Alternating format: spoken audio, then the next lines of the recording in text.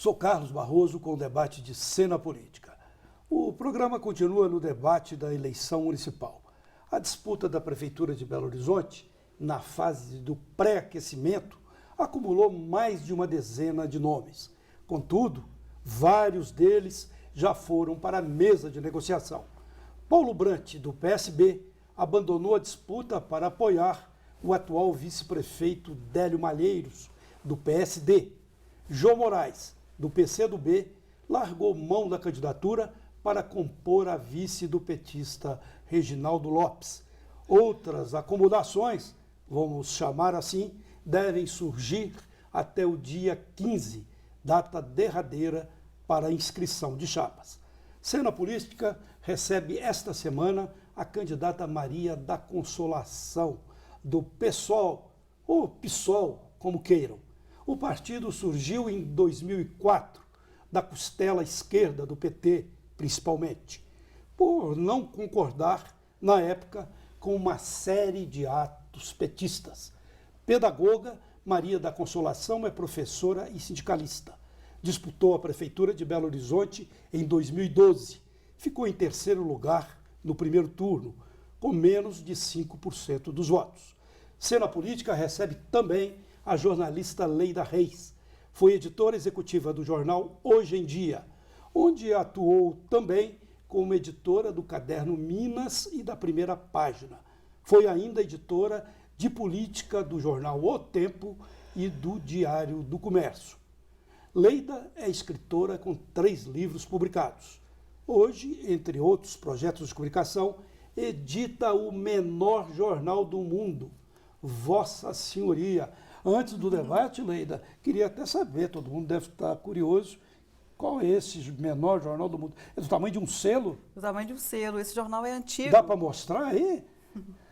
Olha. Esse jornal é antigo, Barroso. Ele foi criado em 1935 por um jornalista pioneiro, né, da comunicação aqui. E estava sem circular mais ou menos 9 a 10 anos e vai ser retomado agora. E a pessoa lê com lupa? Não, dá para ler, né? Dá para ler. Mas pode usar a lupa também, se precisar. Tá certo. Olha, a Cena Política agradece muito a presença de 2 convidadas, porque vem muito homem, né, em programa de política. Agora são 2 mulheres, o programa e eu ficamos honrados. Mas vamos para o debate. Maria da Consolação, você já disputou a prefeitura, como eu disse, teve menos de 5% dos votos, ficou em terceiro lugar. O PSOL, eu gosto de falar PSOL, o PSOL nunca conseguiu eleger um candidato aqui em Belo Horizonte, seja vereador, ou seja mesmo deputado em Minas, ou a prefeituras em Minas Gerais. Agora, com essa crise política, com essas mudanças que estão dando outro desenho à política brasileira, você acha que o PSOL pode ter uma melhor chance aqui em Belo Horizonte? Bom, primeiro, agradecer o convite, a oportunidade de estarmos aqui. Fora Temer, que o povo decida, porque nós, o povo brasileiro, precisamos tomar as rédeas do nosso destino em nossas mãos. E, neste momento, o PSOL tem apresentado tem um papel bem importante de fazer o debate político, de estar construindo um processo de uma outra política, essa política do cotidiano. Nós temos que recuperar a política enquanto essa construção humana de resoluções comuns, coletivas, para os problemas comuns. E nós esperamos, nesse momento, temos uma construção no partido, nos movimentos sociais, que também em Minas Gerais, a exemplo de outros estados, onde nós temos uma presença mais importante do ponto de vista parlamentar, que também em Minas Gerais nós possamos alcançar, neste momento, algumas cadeiras nas câmaras municipais e, em especial, na Câmara Municipal da capital mineira. Aqui em Belo Horizonte, você me disse anteriormente que há uma chapa de 32 nomes. Isso. E é uma chapa para compor, para valer mesmo, ou apenas para uma composição, para tentar ajudar a candidata à prefeitura? O processo da construção da nossa pré-candidatura, que nós registramos no dia 8 no TRE, é um processo coletivo. Então, é um processo que vem desde o final do ano passado. Aí, no início desse ano, retomamos o debate, fizemos várias reuniões com os partidos de esquerda da cidade, os movimentos sociais, as organizações políticas.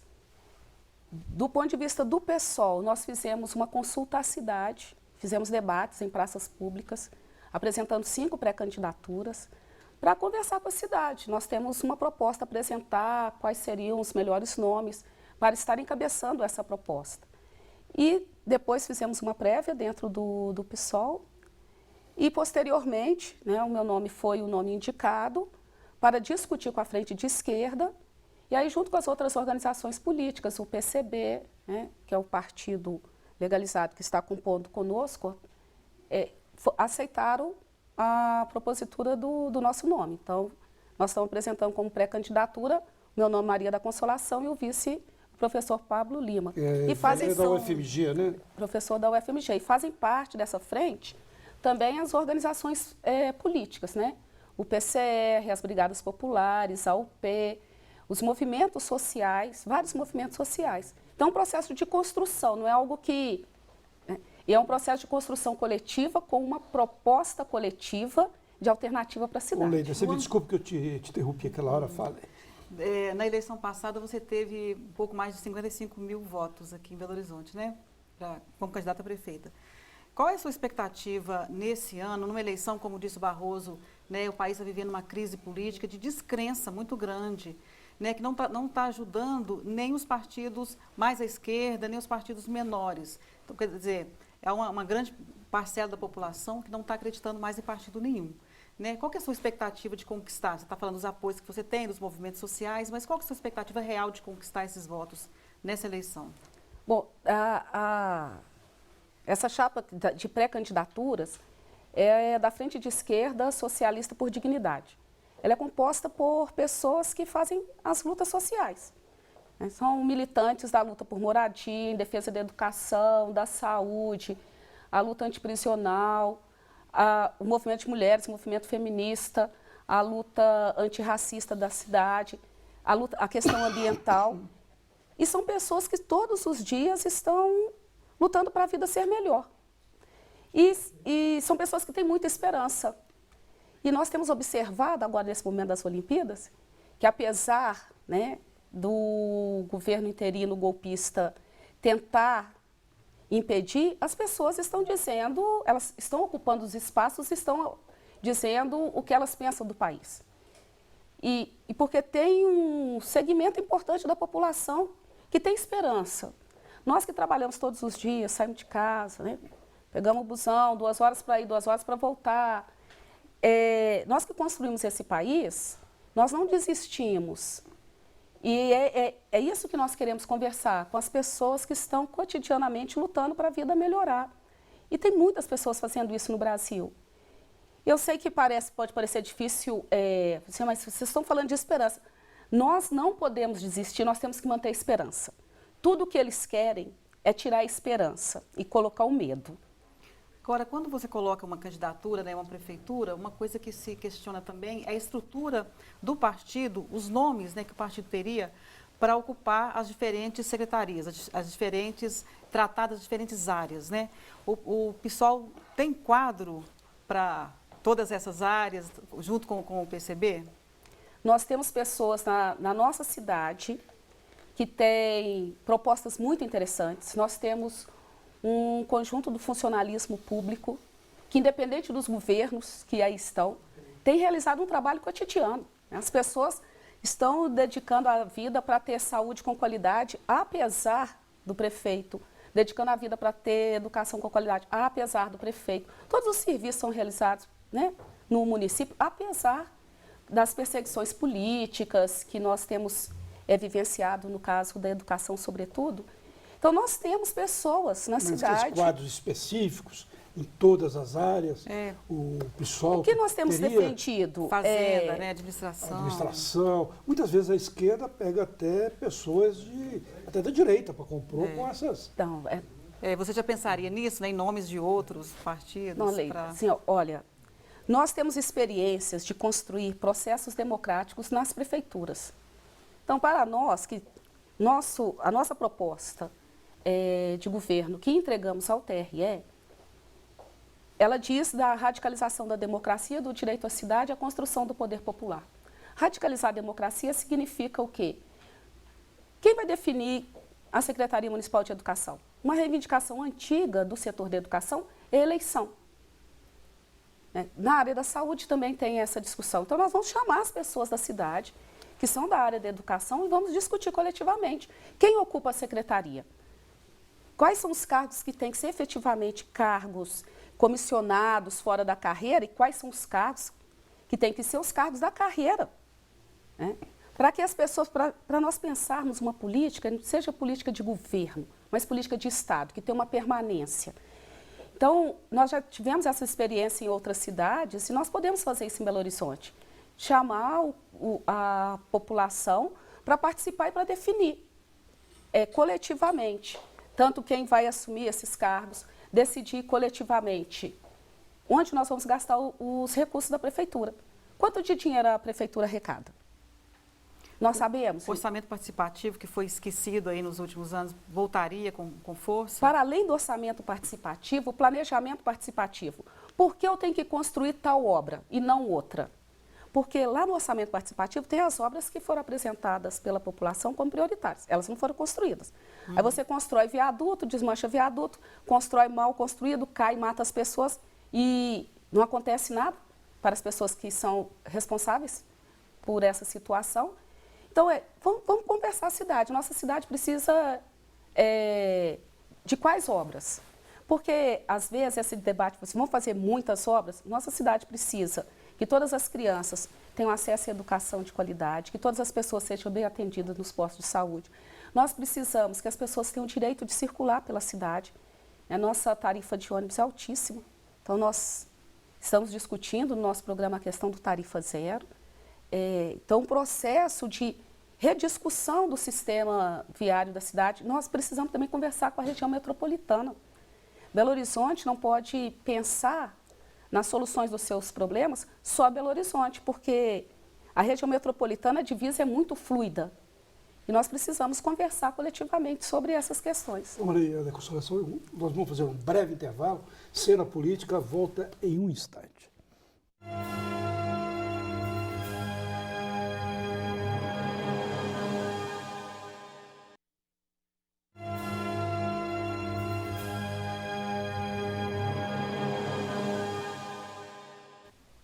Segue Cena Política debatendo com Maria da Consolação, candidata do PSOL à Prefeitura de Belo Horizonte. Você estava falando da sua plataforma, do que você pode fazer e quer fazer caso chegue à Prefeitura de Belo Horizonte. Algumas propostas colocadas aí são consideradas idílicas, metafóricas. Por exemplo, tarifa zero, ninguém pagar ônibus coletivo. Qual é a consistência de uma proposta dessa, baseado em um orçamento municipal que só vem recuando, né? Com a crise aí, o orçamento da municipalidade só está minguando. Há algo concreto em uma proposta dessa? Esse debate é um debate que ele vem desde a década de 80. E nós vimos em 2013 as pessoas ocupando as ruas contra o aumento das passagens de ônibus. Sim, aumento, mas não era... Sim, e aí a partir do movimento do passe livre e posteriormente o movimento do tarifa zero dentro da nossa cidade, a elaboração nós pensamos uma outra lógica. Nós chegamos hoje ao posto de saúde, nós não pensamos que nós temos que pagar consulta. Por quê? Porque é um sistema organizado a partir dos impostos que nós pagamos. Embora tenha ministro aí que esteja querendo mudar essa questão aí, né? Esse governo golpista, ele quer retirar direitos. O SUS é uma grande conquista do povo brasileiro. Ele precisa ser aprimorado. Os recursos têm que ser repassados para o SUS e não retirados, porque o que eles querem é um processo de privatização da saúde. Nós que nascemos na década de 60, nós vimos que a saúde tinha atendimento de saúde no INPS, quem tinha carteira assinada, e nos filantrópicos as outras pessoas. Então, o conceito de saúde pública ele é fundamental. Então, e nós participamos profundamente da luta em defesa do SUS, da saúde pública, porque faz parte da nossa trajetória. Então, a ideia é você pensar uma outra forma de organização dos impostos, A empresa, por exemplo, Aí ela paga... voltando à do tarifa transporte, zero. seria estatização? Seria o contrário? Primeiro momento é rever todos os contratos. Os contratos hoje, eles possibilitam que a empresa aumente todo 29 de dezembro. Então, rever a forma de contratação para você ir destarifando e reduzindo o preço da tarifa até chegar a um processo de tarifa zero. Aí um processo... Mas as empresas, com certeza, não vão aceitar isso, porque já é uma negociação difícil todo ano, né, para se chegar a esse... Mas isso, Leide, nós temos O que a prefeitura faria? O que nós temos que conversar com a cidade? Hoje as empresas dão o Vale Transporte para cada pessoa. Nós podemos fazer um fundo público com todos esses recursos para você conseguir, a partir desse fundo público, garantir a redução do preço da passagem e até chegar à tarifa zero. Mas foi o que o Barroso falou, né? A arrecadação, a receita só vai caindo. De onde sairia esse dinheiro para esse fundo público? Bom, nós temos observado no nosso país que o problema no Brasil não é falta de dinheiro. Além dos milhões envolvidos em várias coisas, setores têm tido reajustes absurdos e privilégios. Por exemplo? O setor do judiciário, por exemplo, com o aumento que teve. Nós estamos numa crise, e aí você dá o aumento para juízes, não estou falando de todo o contingente dos demais trabalhadores, mas para os juízes. Nós temos setores hoje que têm altíssimos salários e privilégios de você ter auxílio moradia de R$ 4.500, mas isso sem você pagar aluguel, você não tem que comprovar o pagamento do aluguel, você não tem que comprovar que você está pagando a prestação da casa. Então, pensar num país sem privilégios é uma das coisas que eu tenho observado mais difíceis da gente fazer. Sim, candidata, a gente entende que essa é uma luta do PSOL, né? E é um desejo de todos os brasileiros que esses privilégios acabem. Mas dentro da prefeitura, né, você não poderia mexer com o salário de juízes, por exemplo. Dentro da prefeitura, Sim. onde você tiraria para criar esse fundo e baratear ou até Mas nós podemos, dentro da prefeitura, fazer uma discussão. Por exemplo, as propagandas que tem atrás do ônibus. Você poderia ir para esse fundo. Discutir com as empresas uma renegociação de um outro formato. Qual é o formato? Você paga hoje o preço de pessoas que andam dentro do ônibus, né? Você não faz o trajeto inteiro. Qualquer trajeto que você faz, você paga aquela passagem. Então, você pode discutir a contratação da empresa por quilômetro rodado. Então, tem outras formas. E tem pessoas estudiosas em nossa cidade, no país e no mundo. Nós temos experiências no Brasil, de várias cidades, que têm conseguido alcançar esse objetivo. Porque o que não é possível aceitar é que quando nós, a população, através dos movimentos sociais, conquistamos a redução do preço da tarifa de ônibus, quem entrou na justiça para derrubar a liminar que reduziu o preço da tarifa de ônibus? O prefeito da cidade. O prefeito da cidade, ele não pode ser contra a população. E nós vivemos uma situação que o prefeito da nossa cidade é o primeiro a entrar na justiça contra o direito da população a favor dos empresários, dos mega empresários. Então, é possível pensarmos uma outra lógica. Uma lógica de viver melhor na cidade, que as pessoas não tenham ganância. Esse também é um debate que nós precisamos conversar, porque tem setores muito gananciosos. Hoje nós temos, quando nós falamos na insígnia, nós somos os 99% e tem 1%, hoje esse 1% no mundo, ele é nominado. É inconcebível nós vivermos uma situação em que tem os nomes das pessoas, de suas famílias, que tem metade da riqueza em suas mãos. Então isso Candidato, eu te perguntaria sobre os demais programas da sua candidatura. Sim. Você falou do tarifa zero, há alguma discordância, há controvérsia, mas Sim. vamos pular para outros pontos, assim, por exemplo, educação. O que teria de ser feito para a educação na cidade? Todos os políticos, né, aí da esquerda até a extrema direita, extrema esquerda, falam que a solução é a educação. O que tem de ser feito em um programa novo para a cidade de educação, pela sua hipotética prefeitura? A primeira questão de fundo política nesse país tem que ser uma escola sem censura.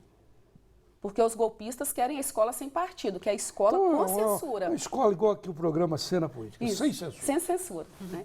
Uma escola onde as pessoas que nela trabalham, as pessoas que estudam, as famílias dos estudantes sejam respeitadas. E sejam respeitados os espaços, as instâncias, inclusive previstas na legislação. A lei orgânica do município prevê que tem a Assembleia Escolar em instância máxima. Qual a situação que nós estamos vivendo hoje na Prefeitura de Belo Horizonte?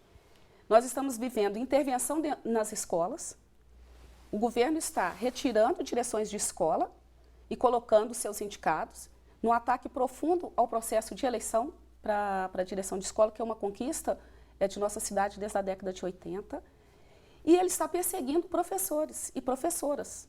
Nós vivemos recentemente na escola... Mas em termos da sua candidatura, o que seria mudado? Então, o combate, é romper com essa lógica de amesquinhamento, né? Você perseguir docentes, porque é isso que nós estamos vivendo hoje.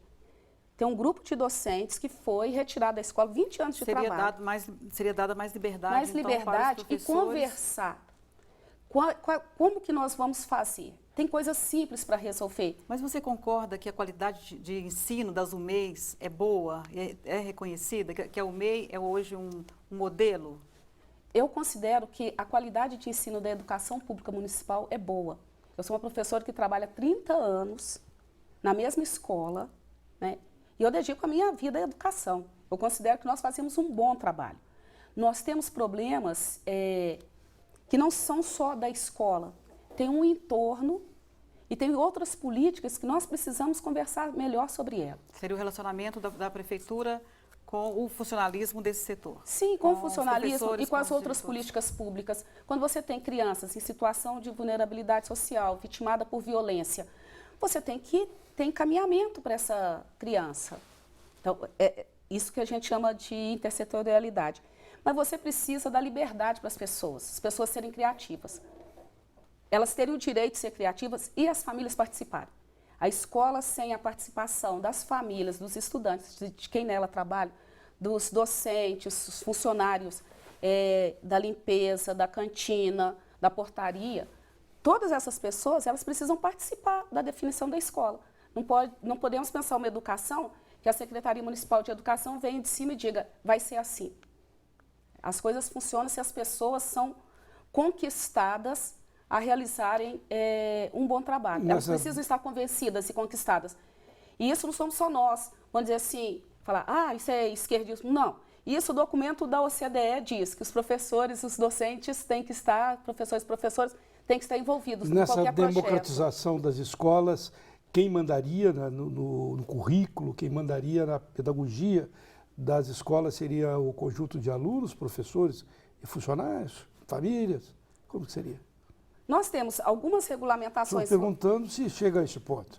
Não, as pessoas, quebra esse... Você tem questões, você tem os parâmetros curriculares, você tem vários regramentos, mas como que vai ser naquela escola? As pessoas têm que participar.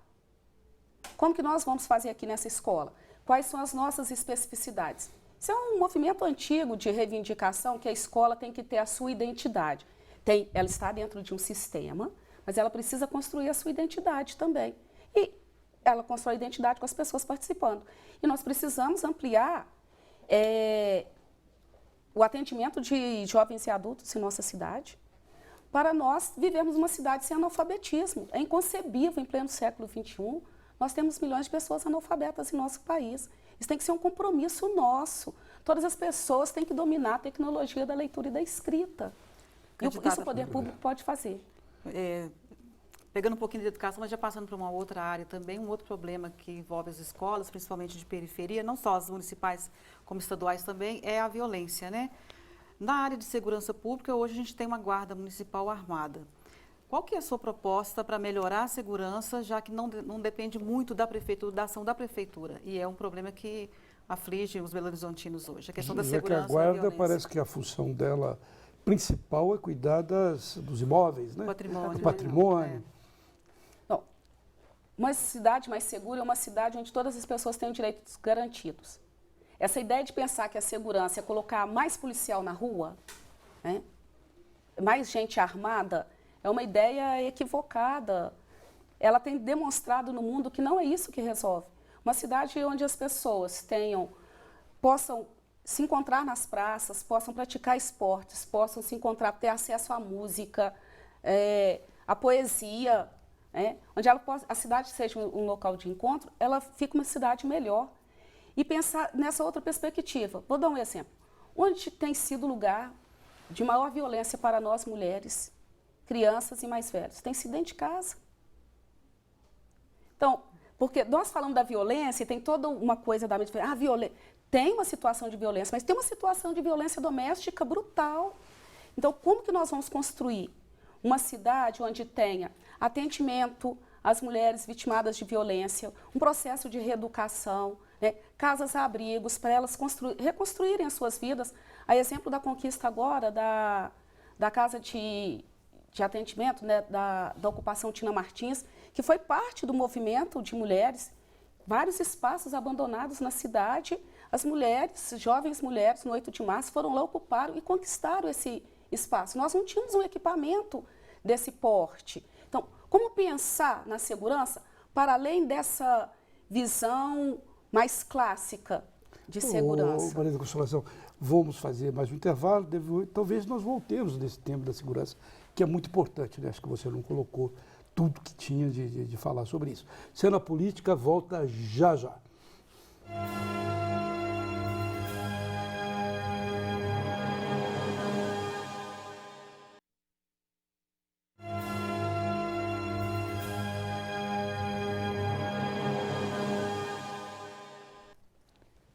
Prossegue Cena Política debatendo a eleição aqui em Belo Horizonte, com presença da candidata do PSOL, Maria da Consolação, e da jornalista e escritora Leida Reis. Vamos continuar com esse assunto da segurança, que é um assunto muito importante, que toca a todo mundo, né, sem dúvida. A prefeitura não é incumbida diretamente da segurança. A Leida mesmo destacou isso anteriormente. Mas, no meu entender, teria de ter um planejamento, um programa conjunto de segurança que envolvesse governo federal, do Estado, prefeitura ou prefeituras, né? Pensando em todo o Estado, um programa que não ficasse as partes brigando, como acontece sempre aí, e que um programa que não colocasse policial só em frente à padaria aqui no centro de Belo Horizonte, colocasse polícia também nas periferias, né? Cuidando onde que está o morador, o trabalhador. A prefeitura não teria de ter uma ideia disso também, não? Para a gente pensar um pouco a segurança, porque nós insistimos de ter uma outra lógica. Quando vamos olhar o mapa da violência, sobretudo, quem é vitimado de violência? Os jovens negros na periferia,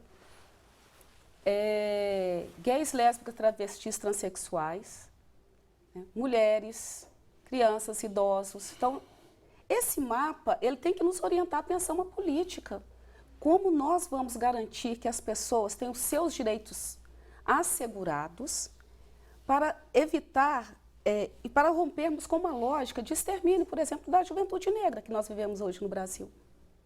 Porque hoje é um processo de discriminação, de racismo, de machismo, que ele está recorrente, está aprofundando com esse governo golpista, esse setor conservador que está se apoderando do aparato do Estado, ele tem aprofundado como se fosse algo normal, natural, fazer determinadas ações. E nós temos que combater essa concepção. Então, além de ter um sistema de proteção, de segurança, mas esse sistema de segurança não pensar só na lógica de repressão, mas pensar numa lógica de prevenção, pensar numa outra forma de organização da cidade. Mas o pessoal chegando na prefeitura desejaria mudar vamos supor, esse tripé, vamos chamar de tripé, governo federal, governo do Estado e prefeitura, para uma nova lógica de segurança? Como nós vamos conversar com as outras esferas numa outra perspectiva? E é por isso que na nossa chapa de pré-candidatos e candidatas à Câmara Municipal, nós estamos apresentando... São os 32 que você falou. 32 pessoas, metade homem e metade mulheres, né? Inclusive mulher trans. Nós estamos apresentando pessoas que estão desse segmento, pessoas da área da cultura, da área da saúde, da área da educação, da juventude negra, da luta feminista na cidade, da luta antiprisional, da luta por moradia. São pessoas que estão no cotidiano refletindo sobre uma outra possibilidade de construir outra lógica de cultura, de cultura na cidade e uma outra lógica de segurança pública. E de pensar a cidade de forma diferente, da cidade como espaço de encontro, da cidade que respeita as pessoas, que garante os direitos das pessoas, porque não é possível que a nossa Câmara Municipal, nós somos a mais da metade da população, tenha uma mulher, né, na Câmara. Sim. E nós não tenhamos a diversidade. Nossa cidade é uma cidade negra. Nós não temos essa diversidade com essa força representada na Câmara. Nós temos uma cidade jovem e com várias idades, né? Então, por isso a chapa de pré-candidatas nossa tem pessoas de 20, 30, 40, 50, 60 anos. Essa diversidade, ela também tem que ocupar esse espaço. Agora, candidata, parece que é uma chapa bem interessante, né? Como você está dizendo, com pessoas, né, dos vários setores, idades e tal, mas tem alguns nomes com chance real de ganhar a eleição para vereador aqui? Nunca o PSOL, só complementando, nunca conseguiu eleger um vereador em Belo Horizonte, né? Olha, uma chapa que tem debate sobre educação, sobre, eu falei, alguns que eu não falei, sobre a questão indígena. Nós temos uma indígena na nossa chapa. Que faz debate sobre os direitos da mulher, a amamentação, ao parto humanizado, que discute a vida, né? Então, são pessoas que nós estamos apresentando para a cidade, assim, olha, nós queremos uma cidade que a vida seja vivida com dignidade para todas as pessoas. E aqui nós estamos apresentando pessoas que estão lutando, cada pessoa na sua área, pessoas que lutam pelo meio ambiente, pela questão da nossa nascente. Nós estávamos reclamando há pouco, né, da questão do ar, porque Belo Horizonte vive um momento de seca e depois vive o momento das enchentes. Então, nós temos pessoas dessas várias áreas que não são pessoas inventadas, são pessoas que estão já fazendo essa luta. Então, todas elas, nós acreditamos que têm um potencial. E o que nós queremos é ter um potencial. Mas no momento em que vocês apresentam tantas opções, né, tão diversas, não fica muito diluída, a votação não fica muito diluída? Né? A minha pergunta não tem um candidato que se sobrepõe a esses que possa levar, né, uma representação do PSOL para a Câmara? Bom, é porque o nosso objetivo, nós temos dois objetivos. O objetivo é discutir e apresentar as ideias, é eleger. Nós temos dois objetivos centrais. Nós queremos fazer uma bancada importante na Câmara Municipal. Queremos eleger só uma pessoa, não. Queremos fazer uma bancada importante, que transforma aquela Câmara Municipal na cara da cidade, diversa. E queremos estar no segundo turno das eleições. Nós estamos disputando, nós estamos apresentando uma proposta consistente para a cidade e nós queremos estar no segundo turno das eleições para fazer um debate profundo com a cidade. A chamada esquerda, quando eu digo chamada, tem pessoas aí que dizem que hoje a lógica de esquerda e de direita está um pouco diluída, né? Mas a chamada esquerda, vou colocar PT e PCdoB, já conseguiram uma aliança. O PSOL com o PCB, PSTU, que já foi parceiro do PSOL. Não era o momento de se agregar também, não? Nós fizemos conversamos profundamente com os companheiros e companheiras do PSTU para estarem conosco neste momento. Eles fizeram uma opção, nós respeitamos essa opção, nós continuamos juntas com eles, com o PSTU nas ruas, nos movimentos que estamos fazendo. Mas nós estamos presentes, quem é a esquerda, né?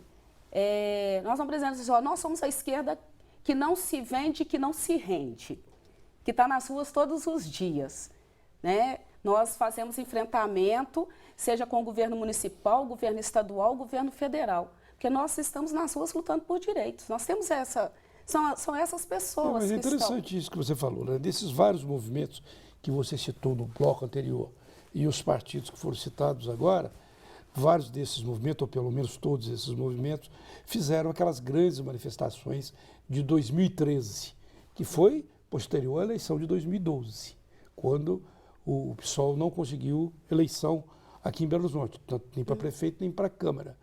Esse rescaldo, essa perspectiva herdada lá de 2000 e 2013, você acha que ainda pode bater para melhorar a situação dos grupos de esquerda que estão se candidatando agora nesta eleição?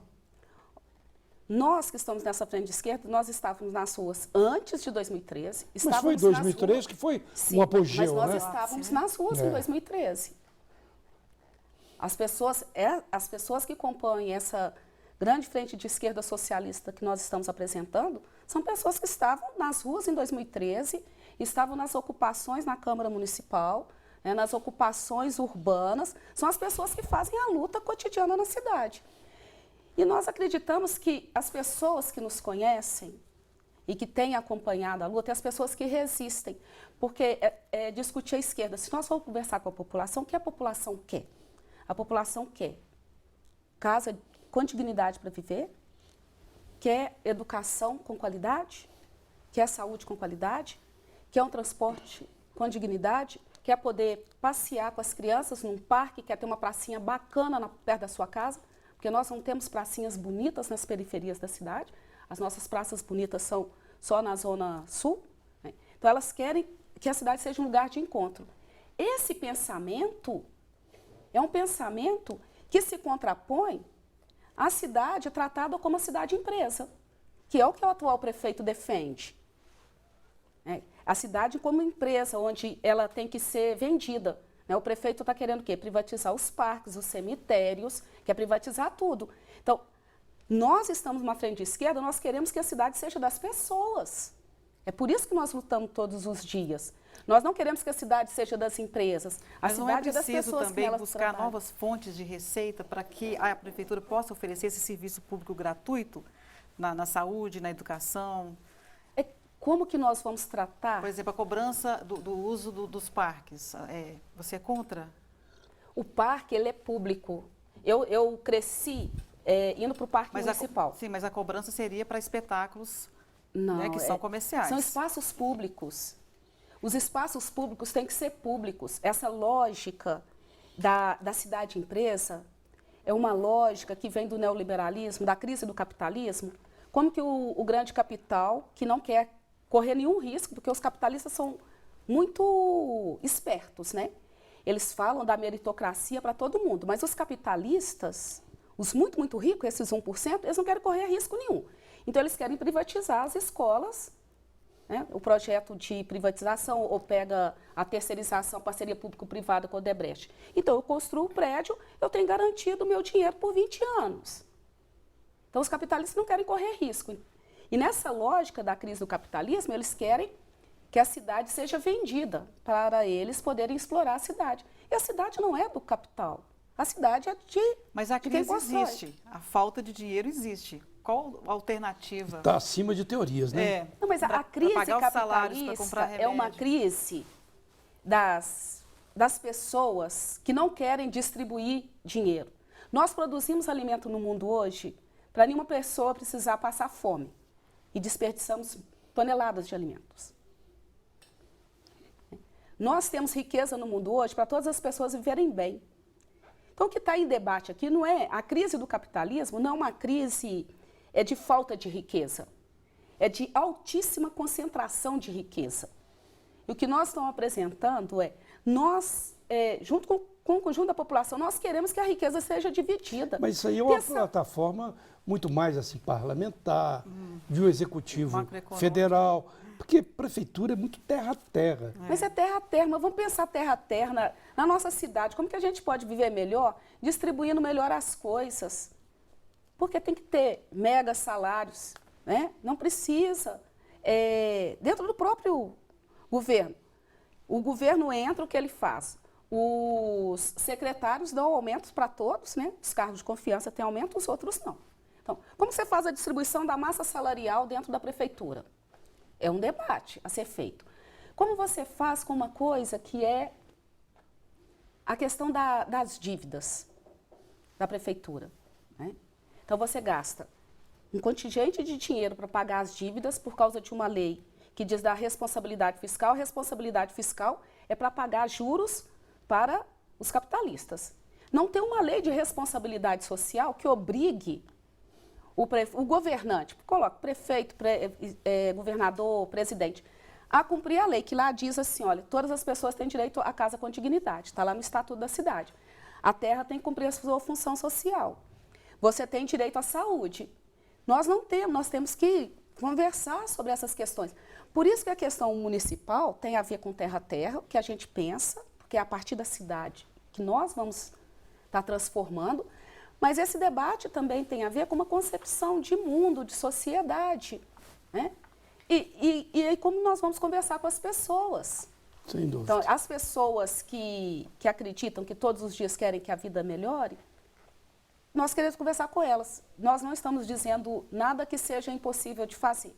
Hoje no Brasil, se cumprisse as leis do direito ao SUS, se cumprir a lei, todo mundo teria atendimento de altíssima qualidade. Por que o governo está mudando a lei do SUS? Porque ele quer privatizar o SUS. Ele não quer cumprir a lei, ele já quer mudar a lei para garantir uma outra lógica. Se cumprir a lei hoje de educação com qualidade para todo mundo, tem que ter escola para todo mundo. Aí o que está se propondo? Não, nós vamos privatizar a educação. Muito então, bem. as alternativas que estão sendo apresentadas são no sentido de ser contraponto ao direito. Bem, nós temos que fazer mais um intervalo. Cena Política volta já já.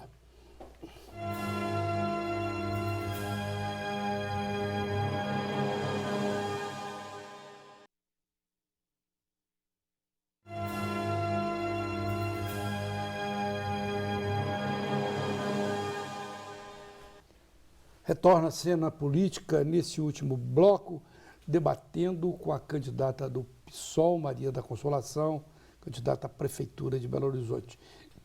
Candidata, você falou sobre obras, que governar não é fazer obras. Parece que só fazer obras. Foi a frase que você disse aí no primeiro bloco.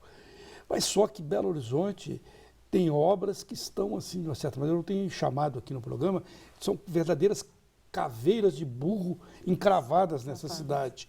É o metrô, que não andou com o PMDB, com o PT, com o PSDB, com o PSB, esse leque de partidos que passaram pela prefeitura, é uma obra estagnada, parada. Tem o anel rodoviário, que é outra lenda, né? Que vai fazer, que vai melhorar, que vai ser reformado e não sai do lugar. Então, como não fazer essas obras? Não seriam obras importantes para caminhar em Belo Horizonte? O que eu disse foi que nós precisamos definir com a população quais são as obras prioritárias. Sim. Essa é uma Nesse leque diferença. seu, qual que seria? Vamos conversar com a população. Essa questão do metrô, né? O metrô e os trens urbanos, que tem a ver com a mobilidade. É um debate que nós temos que resolver, né? Temos que desencantar, né? O metrô tem que chegar no Barreiro. E nós temos que conseguir que a região metropolitana volte a circular os trens urbanos. Eu acho isso aí. Eu lembro daquela música do Milton Nascimento, já citei outras vezes aqui, mas vou repetir. O artista tem de ir onde o povo está. Metrô tem de ir onde o povo está, né? Citando a música. E não para ramal para Savassi. Tem que ter um ramal para onde vai trabalhador. Se é Barreiro, se é cidade industrial, onde que é, eu não sei. Entende? Como que a gente conversa isso com a população? A questão do anel. Nós temos que fazer uma pressão junto. O problema do anel não é só de Belo Horizonte. O anel passa em Belo Horizonte, a região metropolitana. Nós temos que juntar a população e os demais prefeitos e prefeitas e ter uma proposta concreta, porque não pode mais continuar o grau de acidentes que acontece ali, a mortandade de pessoas, né? Nós estamos perdendo vidas. Carnificina, né? Uma verdadeira carnificina. Mas é preciso, assim, aquilo é prioridade. É prioridade fazer um viaduto tal, é prioridade terminar a obra de tampar o Arrudas, num mundo onde não está se tampando rios. Então, está na contramão, né? Está na contramão do mundo. Então, é conversar isso, isso que nós estamos chamando de planejamento participativo. Quais são as prioridades? Onde nós vamos investir naquilo que é primordial. E ficando um pouco mais na questão do transporte, aí a questão do MOVE. O MOVE resolveu parcialmente, né? As linhas onde tem a via exclusiva, o MOVE é bem rápido, mas quando chega, né, no centro, essa velocidade é perdida. E, além disso, muitas linhas foram tiradas, né, com a implantação do MOVE, linhas que serviam a bairros de periferia. Eu sei, por exemplo, Lagoa Santa, ali Serra do Cipó, tinha um ônibus que vinha, né, a Belo Horizonte não tem mais. Hoje você tem que pegar um Trocaram ônibus 6 por até meia o Morro dúzia. Alto e depois pegar o MOVE. Então, né? Você mexeria nessa estrutura? Pensar a região metropolitana. Por exemplo, você tem, o MOVE tem um problema que vem a linha rápida, mas do seu bairro. Da estação para o seu bairro, você fica um tempão. Então, você tem que rever isso. e pensar a região metropolitana. É inadmissível que nós não tenhamos até hoje um cartão unificado na região metropolitana. As pessoas, porque Belo Horizonte... Várias cidades, capitais já tem isso, é verdade. E nós não temos. Você paga uma passagem e usa ela o dia todo, né? E aqui você tem a catraca, você passa diferente, né?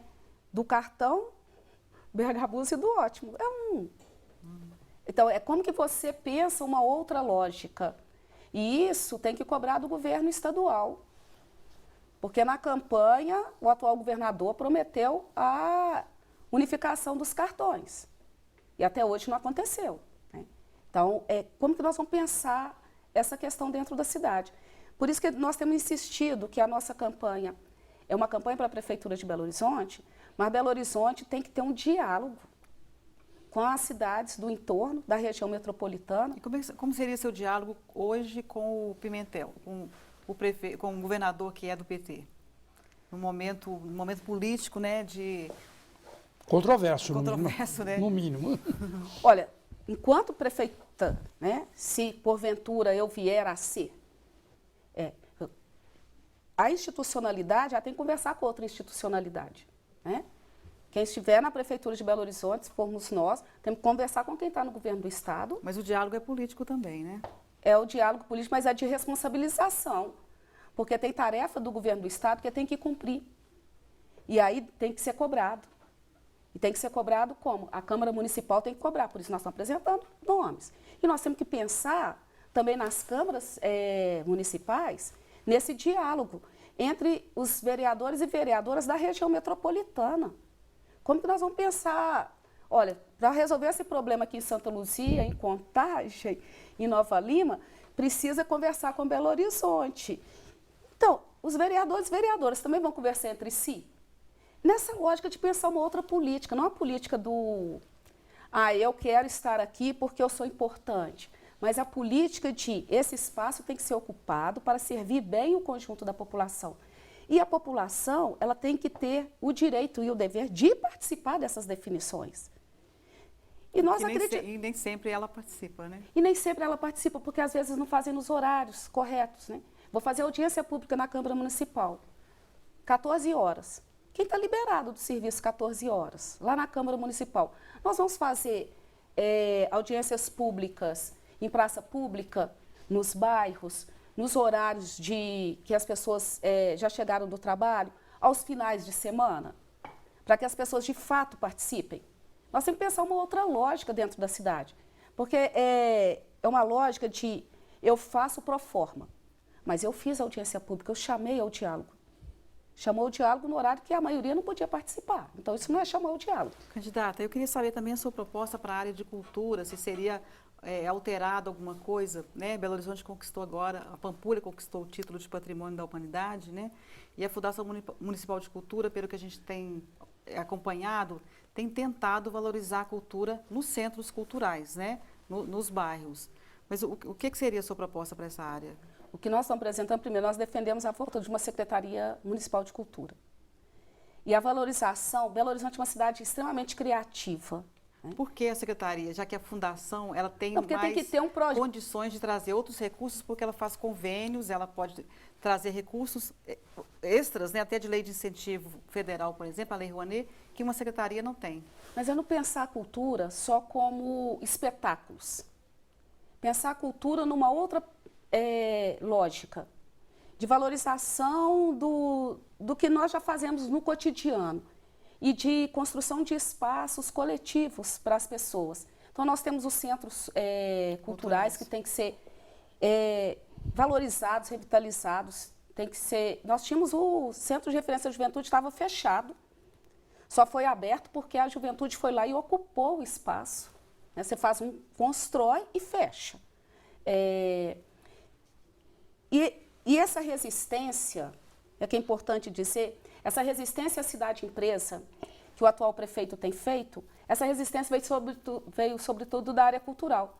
Então, da Praia da Estação, dos blocos de carnaval, do movimento hip-hop, do duelo de MCs. Esses coletivos participariam de uma possível, digo assim, se você se Esses coletivos têm de um possível projeto seu? São as pessoas que estão fazendo a cultura viva na cidade. Para além de grandes shows, né? Esse cotidiano, essas pessoas têm que ser ouvidas e outras têm que ser incorporadas. E pensar a cidade no seu espaço só aqui no centro. Nós temos que ter apresentação de peças teatrais nas ruas também na periferia da cidade. Sabe, essa lógica de pensar só em determinados lugares, as pessoas circularem na cidade. Então, nós temos muitas pessoas de diversas concepções dentro da cultura, uma diversidade de pessoas da cultura que estão conosco, inclusive compõem a nossa chapa, né, de pré-candidatos a vereadores para a Câmara Municipal, que tem conversado. Então, nós temos resistências, a exemplo do Congado. Nós temos os nossos grupos de quadrilhas, que têm mais de 30 anos dentro da cidade. Nós temos uma diversidade de resistência cultural dentro da cidade que precisa ser valorizada, precisa ter mais espaço e sair da lógica só de espetacularização da cultura. É nessa perspectiva que nós estamos pensando, estamos apresentando o programa. Desde 2012 nós apresentamos nessa perspectiva de retomar a Secretaria de Cultura, de pensar um projeto de valorização e de enraizamento. Você pensaria também se vai criar mais uma secretaria, já que ela foi extinta, e seria, de outra lógica, extinguir algumas outras secretarias? Mas nós temos que pensar... Continuaria com a fundação ou extinguiria a fundação e ficaria só com a secretaria? Ter a Secretaria de Cultura. E aí é um debate que é o seguinte: a prefeitura, atualmente, ela vai fazendo várias reformas administrativas, que aí cria gerência 1, 2, 3, 4, 5, e cria alguns cargos que são muito mais cabíveis de emprego do que propriamente para fazer o trabalho adequado. Né? Você cortaria muitos cargos comissionados da prefeitura? O que eu disse no começo, nós temos que pensar uma lógica de política de Estado. Conversar com a população. Olha, quem são os cargos que nós precisamos? Nós vamos eleger secretários e nós temos que ter cargo de confiança, o que é estritamente necessário. Porque nós temos que, sobretudo, valorizar os funcionários e funcionárias que trabalham na administração pública. Eles já sabem fazer, eles estão lá trabalhando. Aí que você coloca um gerente que não conhece o serviço, que começa...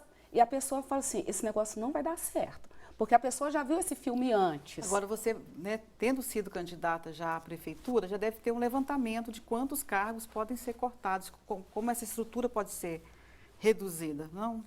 Não, nós não fizemos. Eu sou funcionária da Prefeitura de Belo Horizonte há 30 anos. A cada dia a gente se surpreende com as coisas que acontecem.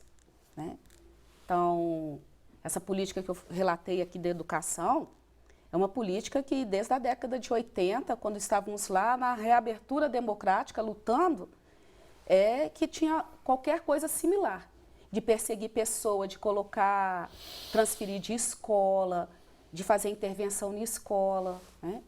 Então, nós temos que pensar uma outra perspectiva de gestão pública, de uma gestão pública que seja transparente de fato, porque a transparência não é só eu dizer que é transparente. Você tem que compreender. Por exemplo, se eu informo os dados do orçamento, eu posso escrever para você os dados do orçamento, do jeito que ele vem naquele papelzinho. Eu fui conselheira do Fundeb, vê um tanto de número. Cada sequência de número tem a ver com uma operação na prefeitura. Estou sendo transparente, eu entrego para você. Outra coisa é como que isso vem explicado para que você de fato compreenda. Olha, esse dinheiro é para isso, esse dinheiro é para isso. Para a transparência ela ser efetiva e não uma simulação de transparência, que isso tem sido um pouco. É uma política que é de simulação. Você finge que é democrático, você finge que é transparente. Estou me avisando que o tempo encerrou. Queria uma resposta sua pontual para encerrar o nosso debate aqui. Você disse que, caso seja eleita, teria de ter uma política institucional com o governo do Estado, PT. Uma política de governantes, né? Você usou outra palavra, mas algo assim. E uma contraposição, se você não conseguir chegar ao segundo turno, e caso o PT, por exemplo, consiga há possibilidade de, no segundo turno, haver uma frente de esquerda ou o PSOL ficaria à parte de um segundo turno? Primeiro, nós estamos trabalhando para nós estarmos no segundo turno. Segundo, o posicionamento da frente de esquerda vai ser realizado pela frente de esquerda de acordo com a situação que estiver lá. Que estiver colocada. Né? Porque esse é um posicionamento coletivo, ele não é um posicionamento individual. E claro que as relações são institucionais, independe, né, se porventura a gente vier a ser eleita prefeita de Belo Horizonte, independe da vontade, você tem que conversar, porque o governante tem responsabilidade por certas áreas. Né? E isso em todos os casos. Questão de educação. Ensino médio em Belo Horizonte, que é uma carência, os nossos estudantes não tem pouquíssimas escolas para atender a todos, é a responsabilidade do governo estadual. Então, para atender, cumprir a lei de que todos os estudantes até de 4 a 17 anos estejam na escola, estejam no ensino médio, tem que ter a responsabilização do governo do Estado de Minas Gerais para garantir o direito da nossa juventude. Olha, Cena Política agradece a candidata do PSOL à Prefeitura de Belo Horizonte, Maria da Consolação, uma boa campanha para você, e a jornalista e escritora Leida Reis. E agradece principalmente a você que acompanha o nosso debate semanalmente. Até outra semana.